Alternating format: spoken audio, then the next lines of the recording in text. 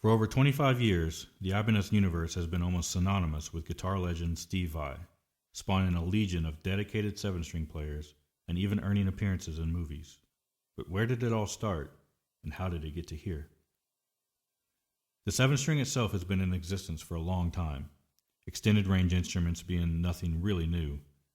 Perhaps the most notable early pioneer of the 7-string guitar in the modern era is jazz great George Van Epps. Van Epps was noted for making use of 7-string guitars by Epiphone and later Gretsch throughout his career. The low B string was well suited for playing walking bass lines that's prevalent in jazz music, but the hollow body guitars themselves were not ideal for rock. Enter Steve Vai. In the mid-'80s, Steve was probably the hottest name in rock guitar, and in 1987, he teamed up with Ibanez to develop his first signature series guitar, the Gem. This would prove to be a landmark event for Ibanez, as popularity of the brand began to skyrocket. A few years later, Steve approached Ibanez with another idea. Now at this time, no one else was making a 7-string guitar. Fender had toyed with the idea a few years earlier, having made a couple of prototypes for guitarist Alex Gregory, who utilized a high A string on his 7 strings, but nothing ever went into actual production. The Ibanez 7-string would be a very different animal. As Steve tells the tale, he had spotted an 8-string prototype that one of Ibanez's builders had laying around the shop. Vai felt that 8 strings might be a bit much, but the idea of the 7th string intrigued him. I should also point out that Steve was really into numerology and the meanings behind numbers and symbols, and as a result, he's always felt that the number 7 holds some sort of special significance, as is evidenced by the naming of his guitar models. So it's very likely this connection may have also played a part to some degree. The first prototype that they had built for him featured a monkey grip, just like his signature Gems. But they felt like it was best to leave it off the production models, so as to avoid any confusion between the two different guitars. Steve's prototype remains as the only universe to have been built by Ibanez with the monkey grip. This same guitar would later appear on the cover of his Passion and Warfare album with the handle airbrushed out. 2 more prototypes were also built for Steve, a black and green one, later known as the Green Dot, and a white one. The universe made its recording debut in 1989, as Steve has said that he used it on the entire Whitesnake album, Slip of the Tongue. Due to an injury, Whitesnake's regular guitarist Adrian Vandenberg was unable to play during the recording of the album, so Steve recorded all of the guitar parts. In 1990, Ibanez officially rolled out the new Universe model, available in 3 color options: the multicolor swirl, the black and green, and the white, all modeled after the prototypes that Steve had. This would be the first solid-body 7-string to go into mass production, adding a low B string as opposed to the high A, and featuring the humbucker single humbucker pickup configuration. These guitars were bred to rock. Other features included a 7-string version of the popular Ibanez Edge tremolo, disappearing pyramid inlays on 2 of the 3 models, and DiMarzio Blaze pickups designed specifically for the 7-string. For some unknown reason, at this time, Ibanez listed the pickups as Blaze 2, which has caused a bit of confusion over the years. DiMarzio has since confirmed that there's no such thing as a Blaze 2, they are all just Blaze pickups. It's still unclear why Ibanez listed them this way, but regardless, whether it's listed as Blaze or Blaze 2, they are in actuality the same pickup. In 1990, another major event occurred: the release of Steve Vai's acclaimed Passion and Warfare solo album. Recorded right on the heels of the Whitesnake album, the cover art proudly displayed the new 7-string Universe model for all to see. But despite this, the guitar was only used on a couple of songs, since most of the album had already been written by Steve before the 7-strings were ever built. Each of his 3 prototypes did end up seeing action on the album, however, with the most notable song also being perhaps one of Steve's most iconic, For the Love of God. The white Universe, which can be seen pictured with Steve on the inside cover, was used to record the now legendary piece of music, and according to Steve Vai's personal website, was eventually given to Prince as a gift a few years later. The video for the same song features a swirled Universe that Steve took a blowtorch to, giving it a burned appearance. Steve still has this guitar and still plays it on occasion, but efforts to duplicate this look have not been successful. 1991 saw the addition of a fourth option to the Universe lineup.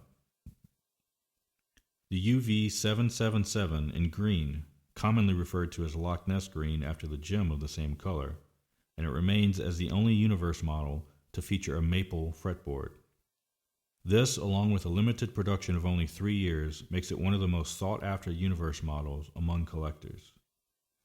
Another change to the Universe at this time was the debut of the low Pro Edge tremolo, which replaced the original Edge from the year before. The Universe was now beginning to separate itself as an instrument for serious shredders. However, a change in the musical landscape was starting to dawn. 1991 also saw the sudden rise of Nirvana, and grunge was quickly taking over the airwaves. Still seen as a guitar tailored for shredders, the Universe suddenly struggled to find its place in a quickly changing market. By 1993, its presence in the catalog had diminished, despite all 4 models still being made available. But just a year later, Ibanez was now only offering 1 Universe model, with the rest being dropped from production. By 1995, the Universe was gone entirely from the Ibanez lineup. The whole line had been discontinued and removed from the catalog. While some bands like Dream Theater and Morbid Angel had embraced the 7-string and were using them on their recent albums, the fact is they were hardly considered mainstream in the ever-growing grunge and alternative explosion. Demand for the Universe just wasn't there. Following sales numbers, Ibanez had given up on the 7-string. Then, in 1995, something happened that actually saved the Universe. Korn exploded onto the music scene. Although their album had actually come out in October of 1994, it wasn't until the debut of their first video, January of 95, that they started to receive attention and national airplay. By this time, Ibanez had already pulled the plug on the Universe, and kids everywhere were wondering where and how they could get their hands on a 7-string. The timing could not have been more perfect.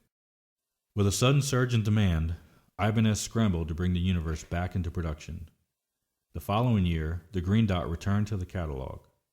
As the popularity of Korn and similar bands increased, Ibanez jumped at the chance to market their guitars to this new audience. 1997 saw the very first big change to the Universe, as Ibanez took the black and green model from the previous year and blacked it out. This model would come to be known as the Silver Dot, sharing the same specs as the Green Dot, but boasting a different look to appeal to the legions of nu metal fans that were popping up. It's also worth noting that this is the first time the Universe was moved away from the Steve Vai page of the catalog, placing it on its own next to a picture of Korn, so as to disassociate it from being a guitar for shredders, which at this time was being looked down upon by the nu metal movement. 1998 brought yet another major change to the Universe, this time being brought fully back to Steve Vai's page where it belonged. The new Universe model boasted a brand new design that clearly marked it as a Steve Vai guitar once again. The images of Korn were now being used to promote a new line of 7-strings that Ibanez introduced. The RG7620 became the first RG Series 7-string and featured a more stripped-down design to both lower the cost and appeal to the swarm of new 7-string players who fashioned themselves after Korn. Both the new Universe and the 7620 saw early production runs the previous year, but did not make their appearance in the catalog until '98, which is listed as their official release date. Korn would eventually get their own signature series in 2001 with the K7 models. By this point, the 7-string phenomenon was more than just a passing fad, and while other guitar companies were just starting to put out their own 7-string models to try and compete with Ibanez, Ibanez was already expanding their 7-string lineup with no signs of slowing down.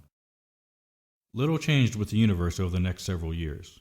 The new UV777 eventually got a new trim system with the Edge Pro, which was being used on most of the high-end models during the early to late 2000s. In 2005, it received a 5-piece neck along with a new neck profile, before having the low Pro Edge eventually return prior to it being discontinued in 2012.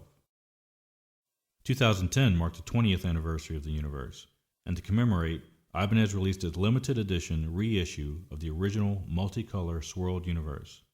These were produced in very limited numbers. In 2013, yet another major change came to the Universe. For the first time ever, Ibanez moved production of the Universe out of Japan to the new premium factory in Indonesia. The UV70P was released as a reissue of the original Green Dot universe.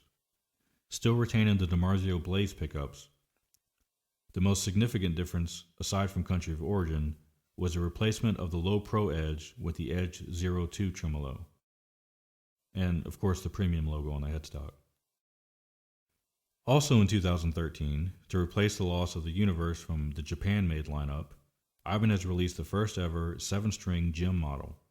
With the vine inlay and the signature monkey grip cutout, the Gem 7V7 shares the aesthetics of its namesake, but the low Pro Edge and Blaze pickups are more reminiscent of the universe. Perhaps a more accurate description would be to say it's a hybrid of the two models, but since it's technically a Gem, it does not fall under the universe category. The 7V7 was discontinued in 2016. 2015 saw another premium release in the universe lineup, this time in the UV71P, a reissue of the original white universe. Aside from the color and inlays, specs for this model are identical to the premium Green Dot reissue. While the Green Dot is currently still in production, as of 2017, the white premium has been discontinued.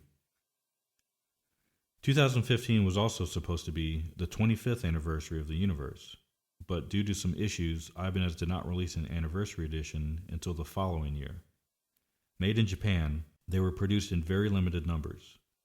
3 different swirl colors were made to tie in with the Passion and Warfare album, also celebrating 25 years. A pink and blue swirl to represent Passion, a red and orange swirl to represent Warfare, and a silver and blue swirl for the 25th anniversary. Only 77 of each color were made, each demanding a very high price tag. So there you have it, a rundown of one of the most iconic guitars in Ibanez's history, a guitar that helped to change and reshape the landscape of music and heavy metal, and inspired countless young guitar players to dream big. Thanks for watching.